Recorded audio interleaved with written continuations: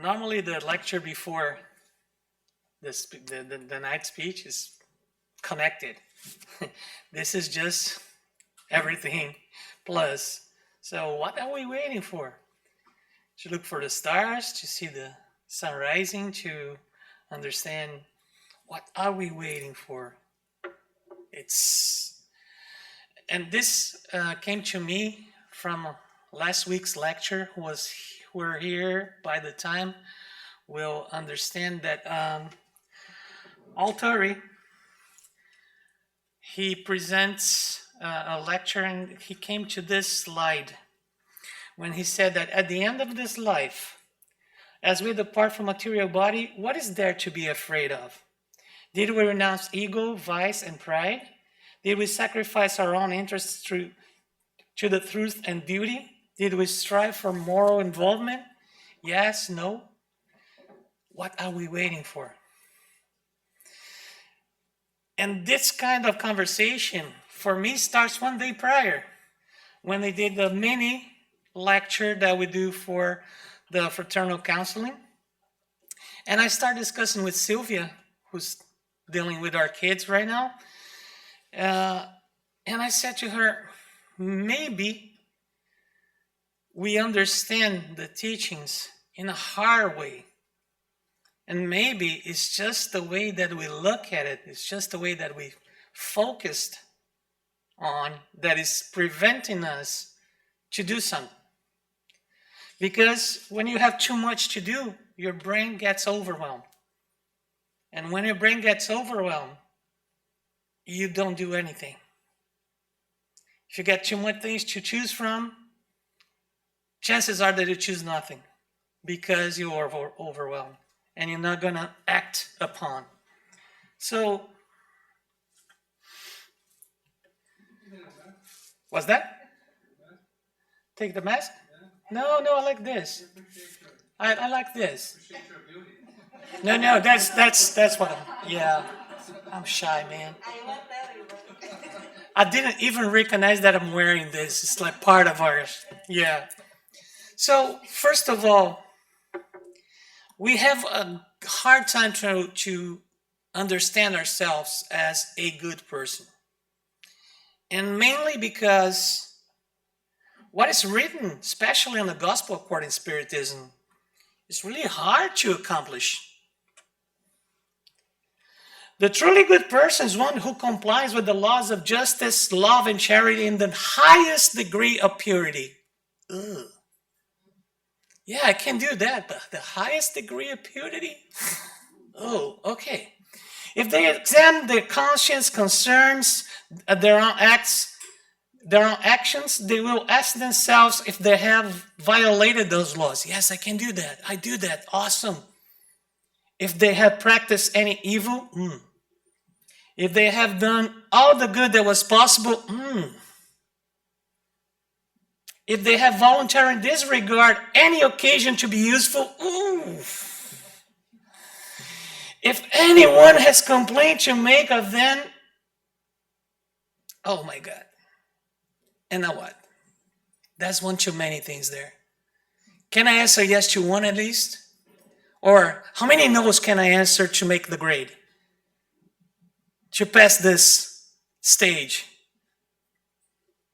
But in every single line, in every single sentence that is on Gospel according to Spiritism, that is something that normally, after all of these overwhelmed situations, we don't pay attention, which is, and finally, if they had done to the others everything they would wish done to themselves, that's the simple action. Do to the others what you want them to do to yourself. And that's the focus. Because if you're going to focus and be the highest degree of purity, maybe my brain will tell me, not really. If all this comes adding to a task that starts to look like that is kind of hard to get it and sometimes impossible, then what I'm going to do? I'll tell you what I'm going to do. And Rafael, I'm gonna leave a little bit to the side because I'm gonna ask some questions. So I'm not sure if the camera will follow me, but sorry guys for a second. How much is one plus one? 2 plus 2? 4. 345 times 897.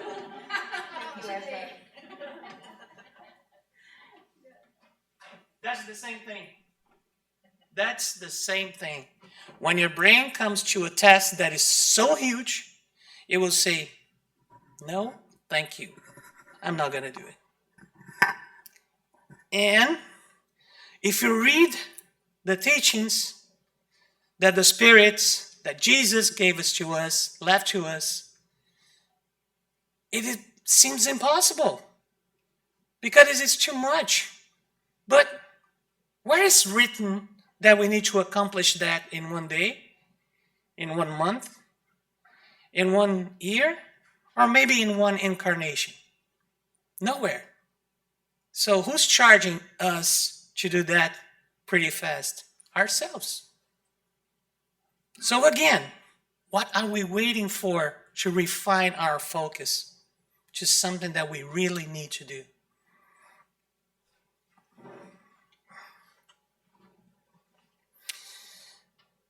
And then I say, okay, but mainly I do good things, at least mainly all the time or when I can.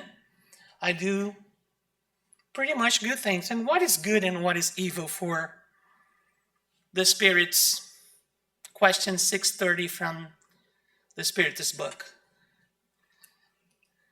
Good is everything that is in harmony with God's law, whereas evil is everything that deviates from it. Very broad, right? Thus, doing what is good conforms to God's law, while doing evil infringes on it. Okay, what is good, what is evil? God's laws, how many of those? What are the God's law? Can you guys tell me by heart? And what kind of laws we're talking about? Only the main ones that Moses gave us to us, or some that is come from Jesus and it's the main one is love, pretty much. Love who? But if you don't love yourself, how can you love each other? So you see, it always comes with some other legs per se. So it's not something that is simple to answer because we don't know the answer, or we don't know the full meaning of the word love. We know what we found out in this existence, but not the whole meaning. And that's another thing. André Lewis, through the leadership of Chico Xavier, said that evil does not deserve comment. That we should not waste time talking about bad events, because this disturbs the mind and causes negative vibrations, waves to come out in the environment. So if something bad comes to you, you should not take time to think about it, to keep giving thought, giving focus to that. And funny thing, I was coming here and listening to a neuroscientist from Spain, and he was saying the same through the brain perspective. Because if you let the bad thought go, it's done. If you start thinking about it, you give power to that. You're feeding. And that's the problem. And that's where evil grows. Because if you're not feeding anything, then everything is okay. We are allowed to have bad thoughts. So what? Let it go. Let it pass. Change it. And again, the morality of the high order spirits may be summed up in the gospel maxim of Christ. Do unto others as you would like them to do to you. So what is good? What is evil? How do I do good? doing to the others what I want them to do to me. So I'm gonna work my best, not your best, not your best, not your best, my best. Because that's how I understand life. That's the summarize of everything that I learned that is good and everything that I learned that is bad. And with this kind of simplifying thought, you can work better instead of trying to be perfect. Nobody is perfect. We are trying to reach the better version of ourselves, which is not a perfect being. And we know that, but we keep searching for that. We keep chasing that. Again, in the Spirit's book, he's saying on question 643, there are none who cannot do good. That is very good, right? That is very, comfort for us. It is enough to come in contact with others in order to do good. And everyday life offers such a possibility to whoever is not blind by selfishness. So sometimes we are walking and there's people wanting to talk to you or need a word, and you are so in tune with your belly button, with your own life, with your own problems, that you don't see that. But it is enough. This is awesome. It is enough to come in contact with others. Then you can try to do good for the others. Try to do good for yourself. Try to have a better relationship with the world. Doing good does not only mean being charitable, but also being as useful as possible whenever your help is needed. If you don't look at life, the lecture in the beginning was exactly that, besides when your help is needed. But exactly that, if you don't look at the sun rise, you never notice that the sun doesn't rise the same in any day. It's different from one day to the other. How do I know that? I used to work on TV, and I was scheduled to do a documentary in Pantanal, which is like an Everglades here in the US. And we woke up every day for 10 days to record the sunrise. And then I realized, wow, there's something here. How can it be different? It's the same sun. It's not the same conditions. It's not the same thing. It's when people say that you never bathe on the same river twice, because the water that was there yesterday is not here today. And it's the same. The conditions are not the same. So today, it's a new day. Today is a day that you can focus in, how can I help? Where's my help is needed? What can I do to contribute, to add? But I'm not perfect, right? And when we're talking about being perfect, gospel again kind of spook us. But before we talk about this, how can I be useful? How can I realize or detect an opportunity to help? Maybe this video will give you some kind of hint. These people have a lot to talk about. They just don't know it yet. In a minute, we'll show them that they have more in common than they think.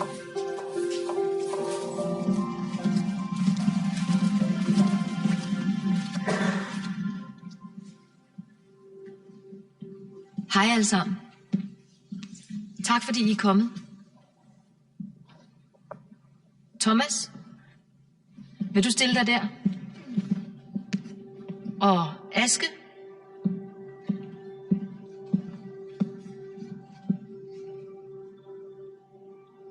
Thomas, du bor med din familie i et dejligt hus på Vinkelhøj 8 i Viby.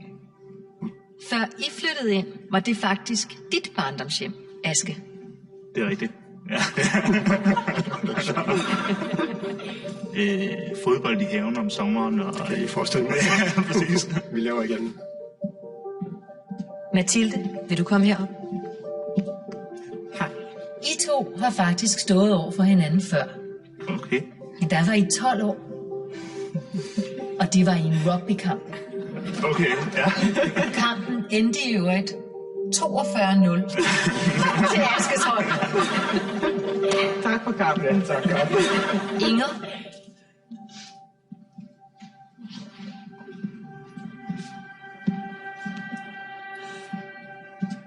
Mathilde, den nat, du kom til verden for 27 år siden på Christiania, var Inger det første menneske, du så. Var du min jordmor? Nå, fint. Kan du huske det?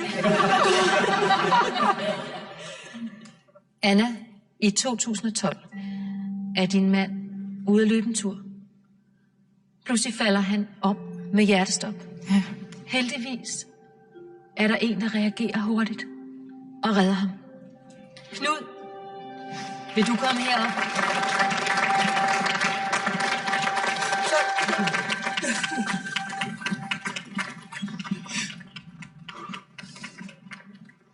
Godt at hilse på dig. Just below the surface, a total stranger can turn out to be someone you're actually connected to. Det er godt et stykke tid siden. Someone who rouses forgotten memories. Like the very first kiss. Someone who reminds you that you're not alone. But that somebody else also has a bulldog named Prebin.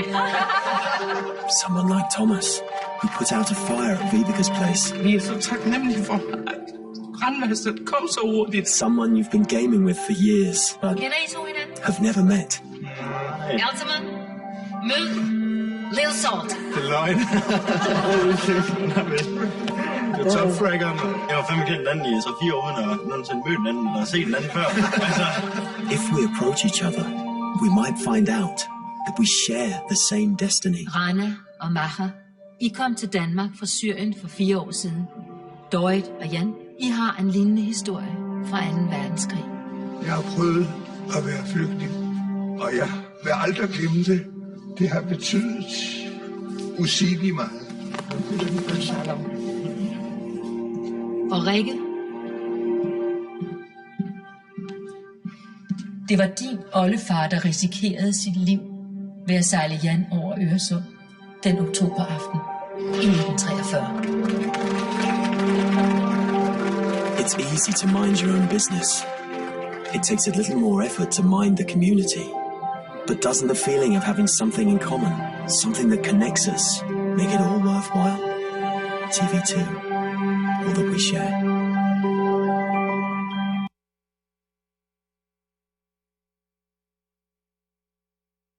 For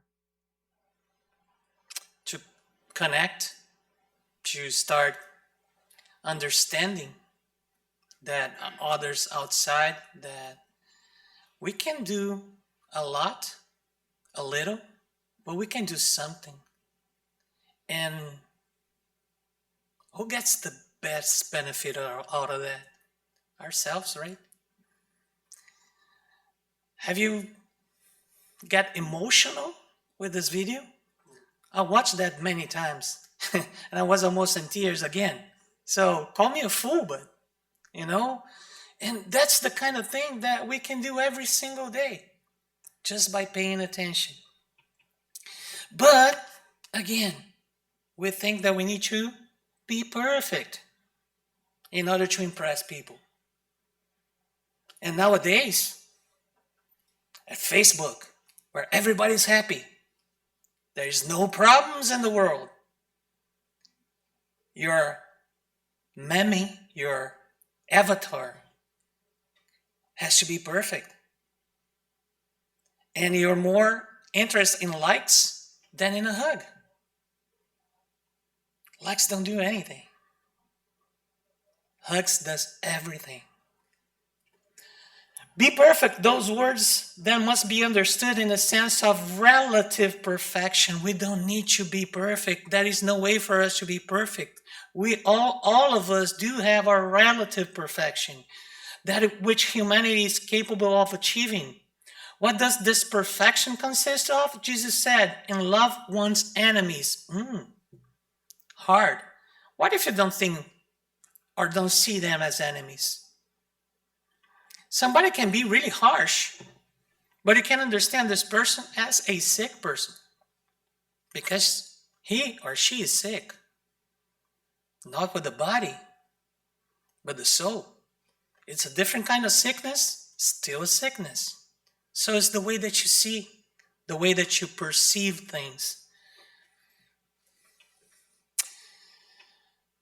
In praying for those who persecute us, I have a story that maybe I told here to you many times. But I remember that I was working at Disney, at Epcot. I had, for 6 or 7 months, the worst assignments as a photographer. All the spots that I got were outside, under the sun. And as Florida doesn't have a hot sun, so that's okay, right? I couldn't even think about myself as white because the tan was so profound. It was like I couldn't even remember. So all of a sudden, somebody from Morocco teach me a saying that I could not say in Portuguese to this person that was given the assignments, not even in English. He teach me the word wassalamu alaikum. May the peace be upon you. I could not say that in Portuguese. I could not say that in English, but I could say that this way. Wassalamu alaikum. And every day that I got to my base, I'll look at this guy, wassalamu alaikum, wassalamu alaikum. 1 week. I start my shift, I pick my assignment, and I was inside. And from then on, I was inside. Is that simple casuality? Is that simple random things that happen? Well, for 7 months, this random thing did not happen. And because I changed my focus, I start choosing to give good energy, the other side start receiving this good energy. He said that the system was choosing that, but all of a sudden the system chose me. After 7 months, wow, great system. So maybe the system understands the power of the energy as well, right? We don't know. All we can do is try. So again, what are we waiting for?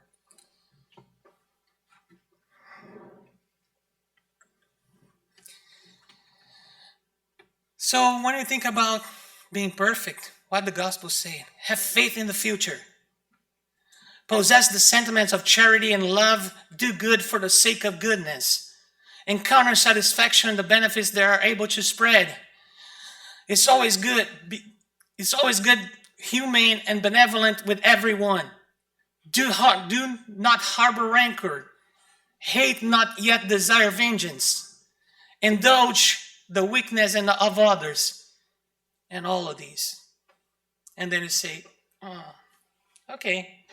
I was good at the third or fourth line, but after that, wow, it's a lot of work. It's a lot of work. Again, can I say no to some of that and this just make the grade? Yes, you can. Choose one. If you were here last week, Alter asked everybody, do you guys have hobbies?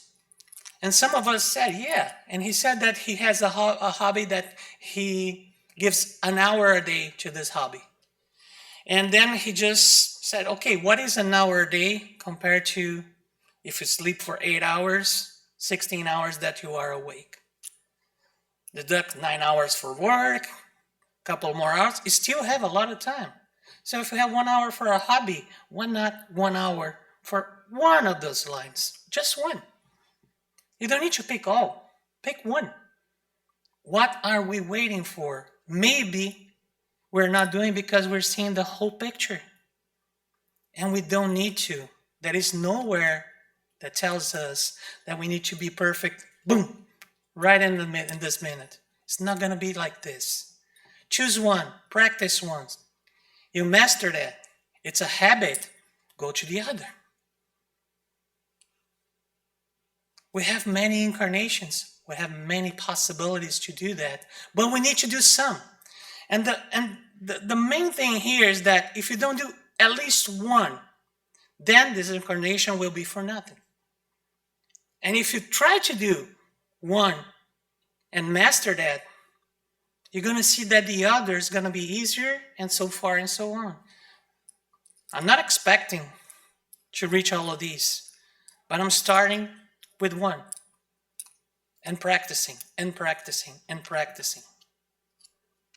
Otherwise, if you don't practice, you forget. If you don't use it, you lose it. We need to use this information to help us, because we should just here on Thursdays go back home and let it go. No change will be noticeable. Nothing will be changing in your life. And if you try and something does not change, at least you try. But it will be really hard to don't change. It will change. So, how we see Jesus nowadays? Many people refer to Jesus as just a historical character and analyze him only in the past, in a connotation absolutely different from the current reality. Why? Because Jesus' teachings sometimes are perceived by us as impossible to follow. And then you need to create an excuse to don't follow. So that's a understanding, not by us, but normally people does have this kind of understanding. Oh, it was a figure from the past. This will not work today. Yes, it will. And we'll keep working when we're not here anymore. So why I'm talking about this? Because those are the blocks that we put in our brains. Those are the blocks that we put in our lives not to try. And if we understand those as some roadblocks, we take that all of our way and we keep going. Otherwise, we're always going to be trapped in the same line of thought, in the same behavior, and that's not going to work. The Spirit's doctrine proposes a change in the way we live religiosity. Help me with that. Come on. Religiosity. Thank you. Sometimes the brain goes like, but that's okay. So again, nowadays we pay tons of money for coaches, for the big names to go on stage to tell us what? Tony Robbins. Change your focus and you see your life change. Please tell me what is written there. In other words, what's doctrine propose? Change what? Your focus. Change your focus. Because our focus in living religion, it's, I need to go buy the book. And the book has so many pages and so many steps that even a most fervent religious person will give up eventually. So change your focus when you see or when you understand what's written there and how we need to proceed or how we need to work in order to progress. Spirited Book, question 886. What is the true meaning of the word charity as used by Jesus? Because again, most of the religions used to say outside the church, there is no salvation. And Spiritism came with a max, like outside charity, there is no salvation. Charity can be practiced everywhere. It doesn't need to be inside the church. So what is the true meaning of the charity, or word charity as used by Jesus? Benevolence for everyone, indulgence towards the imperfections of others, and forgiveness of offenses. Do I really need to do all of these? Maybe not. Choose one. Practice. See how it goes. Move to the other. Practice. See how it goes. Why not? What are we waiting for?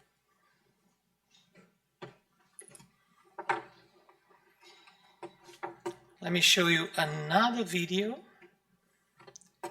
telling you, and this is not, by the way, in any sense religious, but this is motivation and has so much to tie to this conversation. And of course, I don't know why it came back, but let's try again.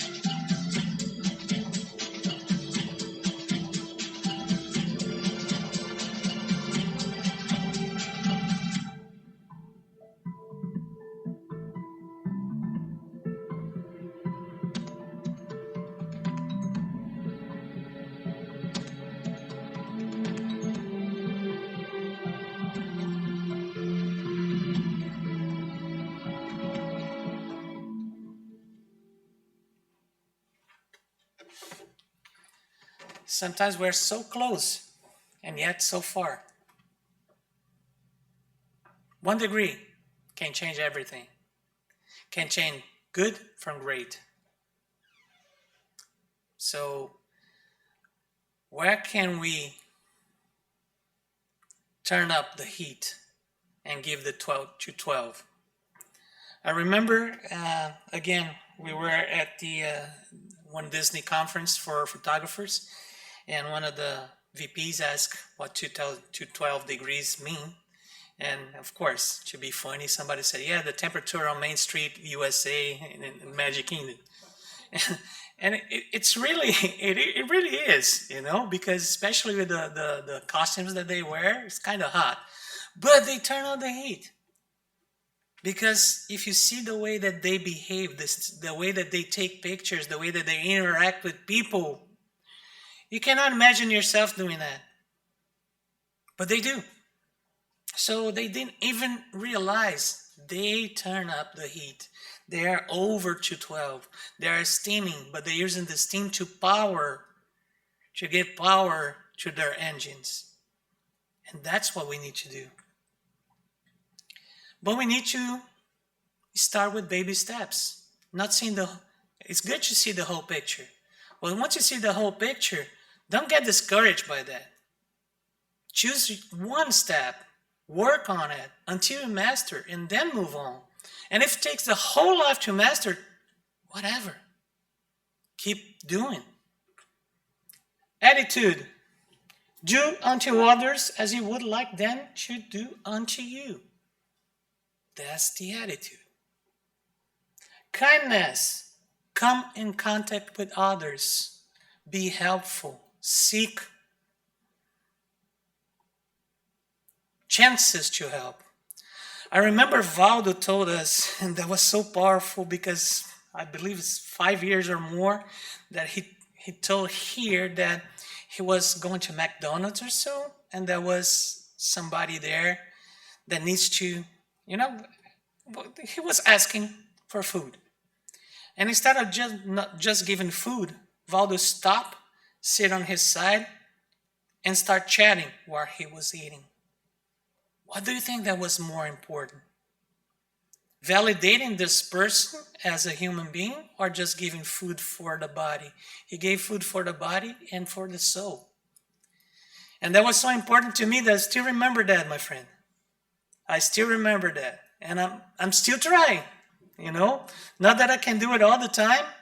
Not that I have the focus to do it all the time. But if I can, and if I can spare the minute, I will stop. And just because we see that happening, and that was so powerful. So if you don't do it by yourself, be inspired by somebody else's actions and do it. Belief. Jesus said, go in peace, your faith healed you. But he also said, don't sin anymore. Meaning that don't go against your faith. Don't mistrust your faith. If you believe that that will happen, keep believing. Because when you doubt, that's the time that you let yourself to have thoughts, negative thoughts, feeding your negative thoughts. And that will create diversion, that will create some differences that will start doubting about yourself, doubting about your goodness, doubting about being helped by a superior being. Or when you need it, somebody will help or somebody will come and work with you. It's really hard when you think that you have something and all of a sudden somebody tells you don't have it anymore. And it's really hard in this particular moment to believe that when one door closes, another one will open. But believe. Because sometimes the door closes because it's not yours anymore. You're bigger than that. You just don't realize. You're bigger than that. You have better things to do. Just believe. Focus. Not only being charitable, also being as useful as possible whenever your help is needed. Keep your focus. Keep looking for chances to do, chances to help, chances to, being charitable is not giving money. Although it's good, it will help. But being helpful is just like what I told you about what Valdo did. It's sometimes to spend time with this person, sometimes to listen. So how many times you just want your partner to listen to you? You don't need any answers. You just want to vent something. Americans used to say, spill some beans. Yeah, sometimes it's just that. You don't need answers. You're not seeking for answers, you're seeking for relief. Perseverance, seek moral perfection to your capabilities. Believe that you can be better. Don't mistrust you. Don't think bad about yourself. Remember, look at your body. Look what God gave us. What a miracle. Just by breathing, swallowing, thinking, blinking. If your brain has to think about everything that you do in auto mode, you're going to be awake for 10 minutes and sleep for 8 hours to recover. What a miracle. What a wonderful, amazing machine that us as spirits command in this earth. Believe in yourself. Believe that you can do it. This is the very perfection of a man, to find his own imperfections, St. Augustine. So, when you find your own imperfection, find a way to get over it. Find a way to change it. And keep on going. Thank you.